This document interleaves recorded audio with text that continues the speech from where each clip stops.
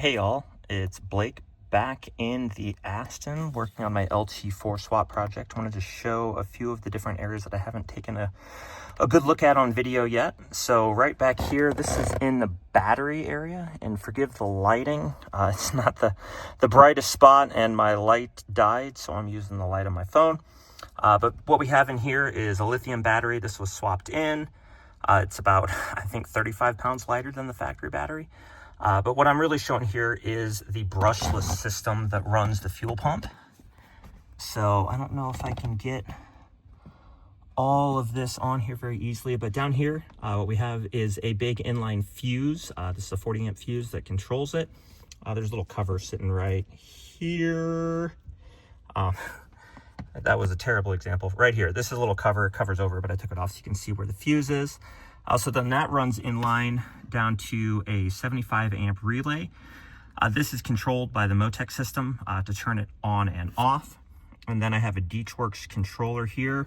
If we look at that DTM connector, that is potted. That is a bulkhead pass-through, and it's potted in through a hole in the firewall that goes back to the tank and runs a DTWorks 810 liter per hour pump. That actually has a high-low. So this little DTM connector right here, that's this gray guy if you're not familiar, that has two leads. So first of all, it has the power lead that turns this relay on and off, wakes it up. Again, that's controlled by the Motec directly via the PDM technically. And then there's a high-low switch. So this is a two-stage controller. So this is like a 350 liter per hour pump, something like that, 350, 400 on low, and then it's 810 liters per hour on high. So that allows me to crank it up when I need it and give me the power I need. So all in all, this is kind of where the fuel system lives. If you're not familiar in a Vantage stock, over here, this is the top of the subwoofer, tool holder, and some other things. Down under there is where the fuel pump control module is stock. So I basically just swap sides and then replace the wiring because they need a little bit more power. But yeah, so that's what we're looking at right now. And I will share some more parts of the car here in a minute. All right, so now that we've covered the fuel system, let's look at a few of the other things. So this, if you look, this is where one of my vents would have been. So I did have to sacrifice one vent to make this work. But this is a CAN-checked MFD28 display. This is connected back to my Haltech. This is a little touchscreen. So if I can do it successfully, this gives me a whole bunch of readouts. These are a couple of custom screens that I built that has the information I care about the most in the car. So for the purpose of this right now, the car's not running, so the AFR is pegged high, the oil pressure is 0, fuel pressure is basically 0. You will see coolant temperature is 87 degrees. It is pretty hot outside today.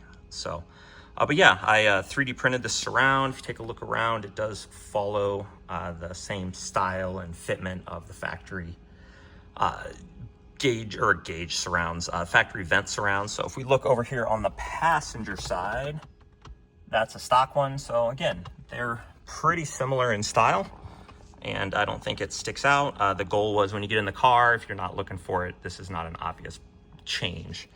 So looking up at the gauges, these are all stock. They do work with the Motec. I'll show that when we show the car running, but everything is tied in, everything is controlled, and that includes the TCS and ABS lights. Looking at the center console, I do have the ski slope off. Those are kind of fragile and they're a pain to take on and off. So I'll put that back on when everything's finalized for sure. So at the moment, my engine start button's kind of hanging out. This isn't quite put back together. Everything else is though. So looking down the center console, we have our ECPS carbon work. I also have their door pulls and a few other things. Really, really happy with that. I also did a glass button conversion. So you'll see those have been swapped out and retrofit in. Those buttons all work. The traction control button, so that's right here, that will adjust traction control settings in the Aston. The AC switch turns on the AC. All of those do function as normal. If we look back here, I am halfway, or well, I guess I'm 1/3 of the way through swapping these out. So that support button will do a little bit different than the button that was originally there. That'll also tie back in to the Motec, and then I'm waiting. I need a couple more glass switches to rebuild for the front and rear windscreen settings, so I'll get those taken care of here shortly. You'll notice I have a different shift knob. I'm a big fan of the way that just round ball shift knobs feel. So this car has an MGW shifter. No, I'm sorry, my other car has an MGW shifter. This has a tick shifter in it for a C6 Corvette. and I did this weighted steel ball on it. Again, I just like the way they feel. It's a very notchy, direct shifter, so big fan of those. Outside of that, this interior looks pretty stock, which is very much the intention. When you get in, I don't want it to be obvious that this has been swapped. So I do have a keypad that controls everything. So along with the switches and the other changes, I did upgrade to a later model center console with the pressed in Aston Martin logo. But if we look in here, we got a bunch going on. So on this side, this USB right here, this connects to the CarPlay system from Aston Installations. Big fan of that. I have an eject button on the cigarette lighter because I am a child. And then this keypad controls all kinds of things. So I have some overrides related to various things. I have the exhaust bypass. So if I hit this, I don't know if you can hear the pump run, but that'll open or close the exhaust bypass ports to allow. I have a Velocity AP Valvetronic exhaust on it, so that will run that. I have primary enable disable for launch control, traction control. I have an override for the cooling fan, override for the fuel pump. The R reserve, that is actually the overdrive or whatnot on the pump I talked about earlier, how you can update it or push it to 810 liters per hour on full. So that allows me to override that. The ECU will do it under load as well. Intercooler pump, start stop. I have the data log start stop. Afterburner doesn't do anything, but I wanted to put a button there. And then the bottom line and the ACC, these are all PDM controls. So ACC turns on and off the accessory things. That's in-car entertainment stuff, not critical to run the car. Master is a master reset that will power down everything on the PDM for a few seconds and let me reset things. The PDM with circle, that is a reset. So if I have a channel on the PDM that is angry for whatever reason, due to amp draw, etc., that'll override it. Ignition lets me shut down exactly what it sounds like. That turns off the ignition coils. And then the power button, that is an E888, which is the CAN accelerator from Motec, or CAN expander from Motec.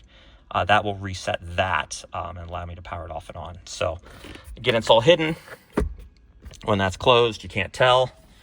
Again, kind of the goal here is to keep this interior looking pretty stock. The only other things I have on here is my dash cam and my radar detector. So, and these are also controlled off the Motec PDM. So with that, let's go take a look under the hood and we'll see where things are going there.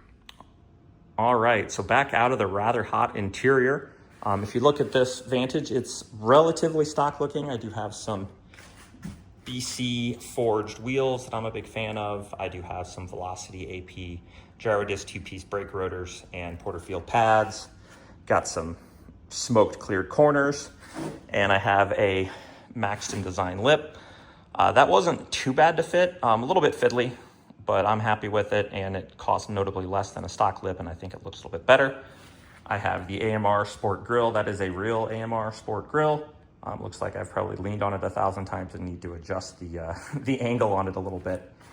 Coming up, stock sail panel. I could use a new plaque. That one's a little bit worn out looking. I did upgrade the fasteners on here because the factory ones looked a little bit ugly. Anyway, looking under the hood. So a few things to point out right here. These are dual catch cans from Radium. One of those runs from the PCV system in the car. The other one is the breather on the dry sump. Those run to filters that are down underneath the sail pan or underneath the radiator beauty cover here. Those will vent out as needed. This is the dry sump tank, a little bit dusty. And then we have the LT4. You can see my intake piping here. If I come around, I have my intake air temperature sensor. This is a 2-piece. It has a great big filter in the wheel well, just like a stock Vantage would. Coming around here, braking cooling system is all reused from stock. No major changes there. I'm still using the same air separator tank and all of that. Nothing too major differential wise. Looking at the drive setup, this is a Mutant drive setup based loosely on a Holley setup. I had to move the AC compressor. Talked about this before. It was up here. It would hit the frame rail. So it is now buried down underneath that. I don't think you can really see it. It's below the power steering pulley there. Coming around, if we look at the stock fuse box, this is where my Motec PDM 30 sits, as you can see. So that runs everything engine related and basically swap related. So it is controlled down here That is a 150 amp relay that is triggered by the ignition switch. That wakes up the PDM and turns it on. And that is the only connection in between the swap parts and the chassis from a power perspective. Then everything else is managed in that PDM. So it runs all of the Motec ECUs, it runs all of the various CAN devices, everything runs through that PDM and allows me to coordinate that back and forth with the Motec ECU. Motec ECU is in a bracket behind this vent. I don't think you can really see it in there, but it lives in there. That's where the factory Ford Spanish Oak ECU that runs the Aston Martin lives. So it's just tucked back in there on a bracket. I designed and printed a bracket in PTG. Let's see what else. This is the intercooler tank. So there is the coolant system for the intercooler for the supercharger. That is the tank for it. I like to run a tank. There's a pump down in the passenger side US, the right-hand side fender well, which is what runs it. It's just a factory Chevy intercooler pump. And then if we look down in here, that is the heat exchanger you're seeing in front of the AC stuff. So that is, again, factory Corvette swap parts or factory Corvette pieces. So if you look back through the grill there, that is the heat exchanger. Again, it's just an uprated unit for a Corvette. I tried to do as much as I could to keep those parts kind of consistent and similar. And then, we can't really super see it, but mounted down below that is an aftermarket oil cooler mounted in the factory spot with the factory vents, all that set up just like stock. Figure Aston Martin put the effort into figuring out the cooling system, I would go ahead and replicate it. So that's where we are for the interior and the engine bay of the car, and give me just a minute, I'll put it up in the air and we can take a look underneath. All right, so we've got the car in the air and I'm gonna do a quick walkthrough of what's underneath because there's a few interesting things under here. So if we look up at the factory under tray, so this hole right here was there for the factory oil cooler. So what I did, if you look up, I fabricated this aluminum duct. The factory one is like a piece of clear plastic, like Lexan or something. So this is a little bit larger, allow a little bit more airflow through. I opened the hole up slightly. It's not perfect, but it's plenty good enough for what I'm doing to allow that air to go through the oil cooler. So coming back, we have a Roadster / later model shear plate, which is this big aluminum plate here. And then that's been clearanced just slightly to get it past the headers. And then I've opened it up a little bit right here to allow me to get the oil filter out without going crazy. Outside of that, I can drain the dry sump just fine from it. So not too big of a problem. It is relatively stock. Next we have, I'm gonna spin around on my little rolly chair here. We have the headers. These are just C7 Corvette headers.